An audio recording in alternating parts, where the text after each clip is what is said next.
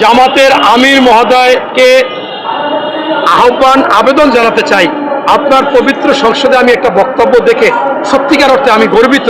আপনি বলেছেন যে আমি আমার মুক্তিযোদ্ধার সন্তান, আমার পরিবার মুক্তিযোদ্ধা।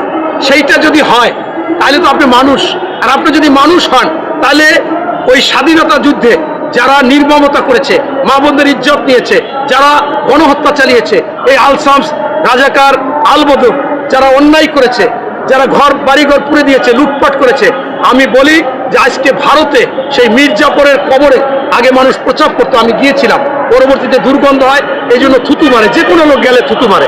এখন এই বর্তমানে 17তম বংশধর না 15তম বংশধর, তাদেরকে ভোট অধিকার থেকে বাতিল করা হয়েছে, কারণ তারা ভোট অধিকার শুধুমাত্র একজন মির্জাপুরের জন্য 1757 সালে পলাশির যুদ্ধে তারা বেইমানি করেছিল, সেইটা এখন তারা কার্যকারী করতেছে। আর আমাদের দেশে মাত্র 55-56 বছর আগে এত বড় যুদ্ধে তারা কি করলো, এত হত্যা করলো। তাই আপনি সংসদে যারা এই প্রস্তাব রাখবেন যে এই বাংলাদেশে যারা আলসামস, রাজাকার, আলবদর, যুদ্ধ অপরাধী, যারা গণহত্যা করেছে, মা বোনদের ইজ্জত নিয়েছে, তারা ভোট অধিকার দিতে পারবে না, তাদেরকে ভোট অধিকার রহিত করতে হবে, বাতিল করতে হবে।